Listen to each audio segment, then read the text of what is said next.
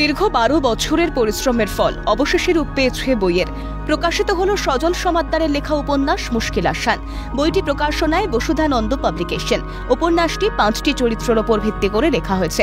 আত্মহত্যা করতে গিয়েও ফিরে এসে বাঁচার ওষুধের সন্ধান দিয়েছে উপন্যাসটি। বলা যেতে পারে বাঁচার পথ দেখিয়েছে মুশকিল আসান। পাঠকরা জীবনকে নতুনভাবে চিনতে শিখবেন উপন্যাসটির মাধ্যমে।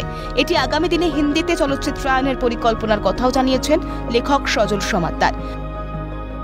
তো সম্পর্কে জটিলতা রয়েছে, সমাজের গুরুত্বপূর্ণ কিছু দায়বদ্ধতার কথা রয়েছে, নিজেকে কিভাবে সামলাতে হবে সেই সামলানোর কথাগুলো বলা আছে, হোঁচট খেলে কিভাবে উঠে দাঁড়াতে হবে সেই গল্পও আছে এর মধ্যে। আমি এটা উপন্যাস আকারে করবার জন্য বইটা লিখিনি, আমার চলচ্চিত্রের প্রয়োজনেই স্ক্রিপ্টটা লেখা হয়েছিল। এবং চলচ্চিত্র যখন হবে বলে আমি প্রায় 15 বছর ধরে দরজায় ঘুরেছি, প্রডিউসারদের সব হাউসেই মোটামুটি কথাবার্তা বলেছি।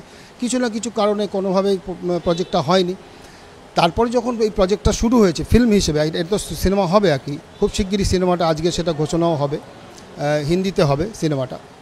তো যখন এটার অ্যাপ্রুভাল পাওয়া হলো, আমরা কাজ শুরু করেছি, আর গত 6 মাস ধরে তার প্রি প্রোডাকশন চলছে, তখন এটাকে উপন্যাস আকারে করবার জন্য একজন পাবলিশারের আগ্রহ দেখা দেয়। দেখুন, এটা কিন্তু পুরুষেরও গল্প, এবং এখানে সজলদা একটা বার্তা এটা দিতে চেয়েছেন যে আপনি যদি খুব মন দিয়ে কিছু চান, মানে সেটা চাওয়া যদি আপনার খুব জোরালো হয়, তাহলে কিন্তু সেই চাওয়াটা পাওয়ায় পরিণত হতে পারে। এবং একটা কথা কি, যে আজকের দিনে দাঁড়িয়ে তো আমরা যারা পুরুষ অধিকার কর্মী, কিন্তু পুরুষ মানুষকে প্রথম কথা এটাই বলতে চাই, আজকে পুরুষের আমি দেখেছি কি বলুন তো, এই চাওয়াটাই নেই।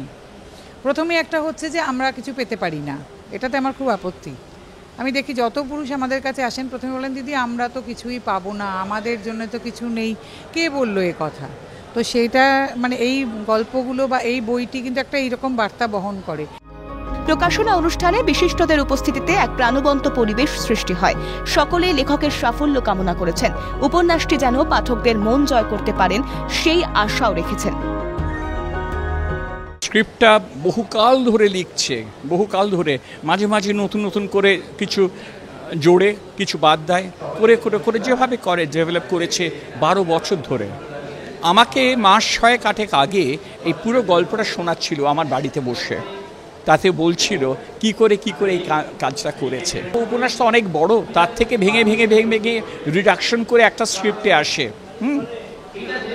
আর উল্টো দিকে যদি যান, স্ক্রিপ্ট থেকে উপন্যাসে সে সাংঘাতিক ব্যাপার, সে সাংঘাতিক কঠিন ব্যাপার। কিন্তু সেটা ও দিনের পর দিন আমাকে, যেমন 6 মাস আগে যখন পুরো গল্পটা বলছিল, আমি বুঝতে পারছি না যে কখন স্ক্রিপ্ট বলছি কখন উপন্যাস বলছে, কিন্তু আমি ছবিটা চোখের সামনে দেখছি। বইটির ঘটনাচক্রে ভূমিকা আমি লিখেছি, এবং আমি পরে সিদ্ধান্ত নিলাম যে ভূমিকা প্রথমে যাবে না, যাবে শেষে। হয়তোবা বাংলা সাহিত্যে বইয়ের ক্ষেত্রে এটা প্রথম একটা কাজ। কেন আমি এই কারণে এটা করেছি যে উপন্যাসটিকে মর্যাদা দেওয়া। কেননা ভূমিকায় লিখলাম এবং সেইটা দায়ভারটা চাপিয়ে দেওয়া হলো আপনার উপন্যাসের ওপরে। না, আগে লোকে উপন্যাসটি পড়ুন। যা করেন পুরো মন দিয়ে করেন, তো আমার মনে কোনো সন্দেহ নেই যে এই ভেঞ্চারও খুব সাকসেসফুল হবে। মুশকিল আসান মানুষের জীবনের উত্তরণের গল্প। উপন্যাসের মধ্যে সামাজিক এবং রাজনৈতিক বিষয় ধরা পড়েছে। ডিজিটাল যুগে বই পড়ার অভ্যেস কমে যাচ্ছে এমনটা বলা যায় না। অনেক মানুষ এখনো বই পড়তে ভালোবাসে এবং বই পড়ার মাধ্যমে জ্ঞান অর্জন করেন। যদি এমন বাস্তব জীবনের উপর লেখা পাঠকরা পড়ার সুযোগ পান, তবে তো কোনো কথাই নেই। ক্যামেরায় সায়ন চক্রবর্তীর সঙ্গে সুদীপ্ত পালের রিপোর্ট, ক্যালকাটা নিউজ।